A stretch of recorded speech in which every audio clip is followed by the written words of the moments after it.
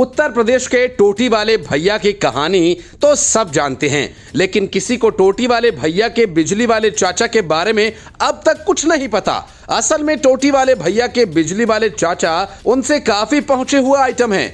बिजली विभाग ने जब जांच पड़ताल की तो पता चला कि समाजवादी पार्टी के खानदानी सांसद बीपीएल वाले लोगों से भी कम बिजली की खपत करते हैं। ये जानकारी सामने आते ही जांच हुई तो पता चला कि नेताजी ने लोड तो 2 किलोवाट का लिया हुआ है, लेकिन विचारों से वे इतने समाजवादी हैं कि साल भर महज 231 रुपए महीने के हिसाब से बिजली का बिल पेमेंट किया। बावजूद इसके कि उनके घर में 2-2 किलोवाट के 2 बिजली के कनेक्शंस हैं। असल में मामला समाजवादी पार्टी के सांसद जियाउर रहमान बर्क और उनके पूर्व सांसद शफीकुर रहमान बर्क का है। संभल में मदरसों और मस्जिदों के द्वारा करोड़ों के बिजली बिल चोरी का खुलासा होने के बाद जब बिजली विभाग ने जांच पड़ताल शुरू की तब समाजवादी पार्टी के सांसद का खेल सामने आया।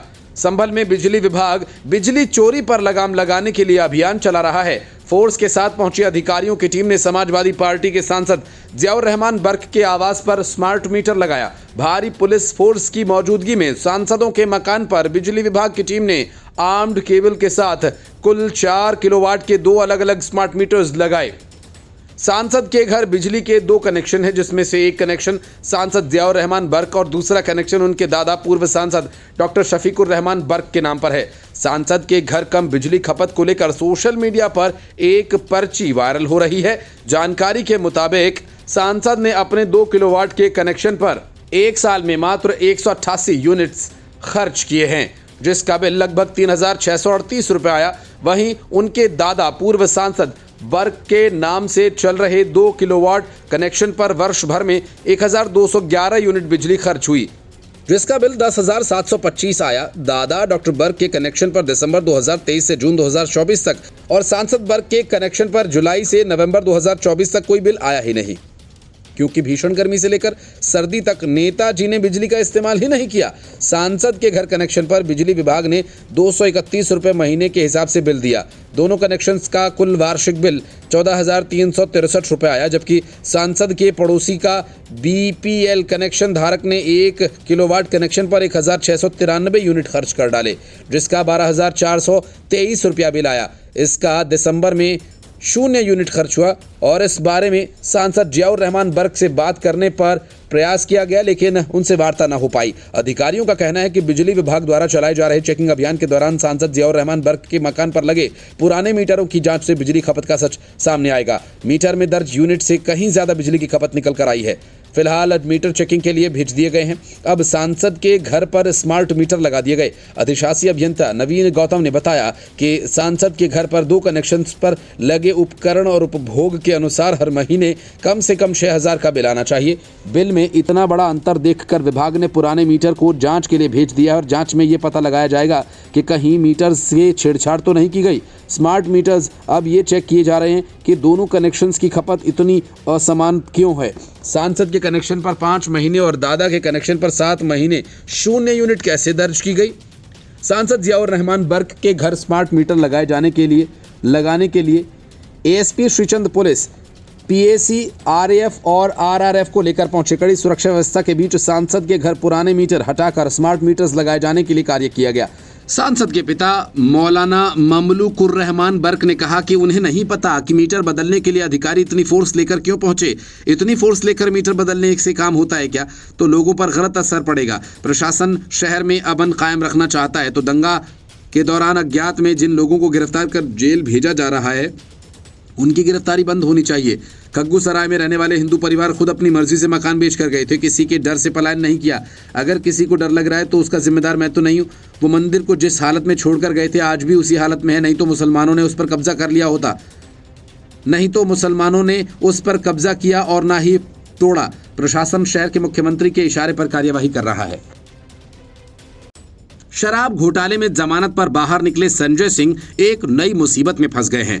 पहले से ही पीएम मोदी के डिग्री विवाद में फंसे संजय सिंह पर संकट के बादल मंडरा रहे थे, लेकिन अब वे एक ऐसे मामले में फंस गए जिसमें दोषी पाए जाने पर उन्हें 1-2 नहीं बल्कि पूरे 100 करोड़ का भुगतान करना होगा। संजय सिंह की तो इतनी हैसियत भी नहीं कि वे 100 करोड़ भुगतान कर भी पाएं, और न ही उनके किसी दोस्त की संभव है कि वो पेमेंट पार्टी की तरफ से किया जाएगा। लेकिन सवाल यह है कि एक संजय सिंह के लिए केजरीवाल पार्टी फंड से 100 करोड़ क्यों खर्च करेगी भला? और वैसे भी एक नंबर का 100 करोड़ आम आदमी पार्टी के पास होगा भी नहीं। असल में मामला गोवा का है, जहां राज्य के सीएम और उनकी पत्नी पर संजय सिंह ने ताव में कैश फॉर जॉब का आरोप लगा दिया। संजय सिंह ने इस फर्जी आरोप से नाराज सीएम प्रमोद सावंत की पत्नी ने उनके ऊपर 100 करोड़ की मानहानि का नोटिस थमा दिया। ये नोटिस संजय सिंह को भेजा गया। कोर्ट ने संजय सिंह से 10 जनवरी 2025 तक इस नोटिस पर जवाब मांगा। संजय सिंह ने गोवा के मुख्यमंत्री प्रमोद सावंत और उनकी पत्नी पर गंभीर आरोप लगाए थे। ये आरोप कैश फॉर जॉब से जुड़े मामले में थे। संजय सिंह ने दिल्ली में आम आदमी पार्टी की ओर से प्रेस कॉन्फ्रेंस की थी और उनमें ये आरोप लगाए गए थे। इसके बाद गोवा के मुख्यमंत्री प्रमोद सावंत ने सफाई देते हुए कहा था कि उनका इस मामले से कोई लेना देना नहीं है, और उन्होंने उस दौरान संजय सिंह के खिलाफ मानहानि का मुकदमा दायर करने की चेतावनी दी। प्रमोद सावंत की पत्नी सुलक्षणा सावंत ने नॉर्थ गोवा के बिचोलिम डिवीजन कोर्ट में संजय सिंह के खिलाफ मानहानि का मुकदमा दायर किया। सुलक्षणा सावंत अपनी शिकायत में कहती हैं कि संजय सिंह को एक माफीनामा प्रकाशित करना होगा ताकि ये स्पष्ट हो सके कि उनके आरोप झूठे हैं। सुलक्षणा सावंत ने नॉर्थ गोवा के और तथ्यों पर आधारित नहीं है। इसके अलावा संजय सिंह से बिना शर्त माफी मांगे जाने की भी मांग की गई। इसके अलावा प्रमोद सावंत की पत्नी की ओर से ये मांग की गई कि व्हाट्सएप, फेसबुक, यूट्यूब और अन्य सोशल मीडिया प्लेटफॉर्म्स पर उन्हें बदनाम करने वाले सभी बयान और पोस्ट्स हटाए जाएं। अब जनवरी में मामले की अगली सुनवाई है। गोवा में कई कैंडिडेट्स और एफआईआर दर्ज कराई गई कि उनसे नौकरी के बदले लाखों का भुगतान करवाया गया था, लेकिन उन्हें भुगतान करने के बावजूद नौकरी नहीं मिली। सीएम प्रमोद सावंत ने मामले की जांच पुलिस को सौंप दी है और पुलिस इस मामले की जांच कर रही है। उद्धव ठाकरे शरद पवार और राहुल गांधी के साथ इशारों में खेल रहे हैं। वे इशारों से ये समझाने की कोशिश कर रहे हैं कि अब वे हिंदुत्व की सियासत में फिर से कदम रखने जा रहे हैं और इसलिए अब हमारी दोस्ती खत्म। लेकिन ये बात वे खुलकर कहने से बच रहे हैं। सवाल ये कि क्या इशारों में बात करके उद्धव ठाकरे हिंदुत्व की राह पर लौट पाएंगे, या फिर ये सब सिर्फ बीएमसी चुनाव तक के लिए उनकी रणनीति का हिस्सा है, ताकि चुनाव खत्म होते ही फिर से वे शरद पवार और राहुल गांधी के गले में हाथ डालकर घूम सकें। वैसे उद्धव ठाकरे इंडी गठबंधन से लगातार दूर होते जा रहे हैं। लोकसभा में वीर सावरकर पर राहुल गांधी के हमले के बाद आदित्य ठाकरे ने उन्हें जमकर खरी खोटी सुनाई। अब देवेंद्र फडणवीस से मुलाकात करके उद्धव ठाकरे से ये पूछ लिया कि वीर सावरकर को भारत रत्न कब दिलवाएंगे। इसके बाद कांग्रेस चुप्पी साधे हुए है। अब इस पर सवाल उठने लगे हैं। शिवसेना यूबीटी प्रमुख उद्धव ठाकरे ने बीजेपी से पूछा कि देश का सर्वोच्च नागरिक सम्मान भारत रत्न अब तक वीर सावरकर को क्यों नहीं दिया गया। ये बयान उन्होंने नागपुर में विधानमंडल के शीतकालीन सत्र में भाग लेने के बाद संवाददाताओं से बातचीत के दौरान दिया। ठाकरे ने कहा कि जब देवेंद्र फडणवीस मुख्यमंत्री थे तो उन्होंने प्रधानमंत्री मोदी को एक पत्र लिखा था जिसमें सावरकर को भारत रत्न दिए जाने की मांग की गई थी। आज भी वो मुख्यमंत्री हैं, लेकिन उनकी मांग पर कोई विचार नहीं किया गया, तो बीजेपी को सावरकर पर बात करने का कोई अधिकार नहीं है। मैं अपनी मांग दोहराता हूं कि सावरकर को देश का सर्वोच्च नागरिक सम्मान दिया जाए। उद्धव ठाकरे ने बीजेपी और कांग्रेस से आग्रह किया कि वे ऐतिहासिक बहसों जैसे जवाहरलाल नेहरू और विनायक सावरकर के योगदान पर चुप रहें और देश के विकास से जुड़े मुद्दों पर ध्यान केंद्रित करें। उन्होंने कहा कि नेहरू और सावरकर दोनों ऐतिहासिक व्यक्ति हैं जिन्होंने अपने योगदान दिए। आज हमें विकास पर ध्यान केंद्रित करने की जरूरत है, किसानों की समस्याओं को हल करने की जरूरत है, इंफ्रास्ट्रक्चर को सुधारने की जरूरत है और बेरोजगारी को दूर करने की जरूरत है। इसके बाद उद्धव ठाकरे ने मुख्यमंत्री देवेंद्र फडणवीस से मुलाकात की और उन्हें चुनाव जीतने पर बधाई दी। अब इस अवसर पर आदित्य ठाकरे, अनिल परब, वरुण सरदेसाई और अंबादास दानवे भी फडणवीस से मिले और उन्हें जीत की बधाई दी। इस मुलाकात के बाद ठाकरे और फडणवीस के बीच करीब 10-15 मिनट तक बंद कमरे में बातचीत हुई, जिसे लेकर ये अटकलें लगाई जा रही हैं कि विपक्ष के नेता का पद शिवसेना यूबीटी को मिल सकता है। ठाकरे की पार्टी विधानसभा में सबसे बड़ी विपक्षी पार्टी है, जिसके पास 20 विधायक हैं। उद्धव ठाकरे ने कहा कि मुझे महाराष्ट्र में एक सभ्य राजनीतिक वातावरण की उम्मीद है। हम चुनाव नहीं जीत पाए, वे जीत गए और सरकार बनाई। स्वाभाविक रूप से हम उम्मीद करते हैं कि ये सरकार राज्य के हित में काम करेगी और राज्य के लाभ के लिए निर्णय लेगी।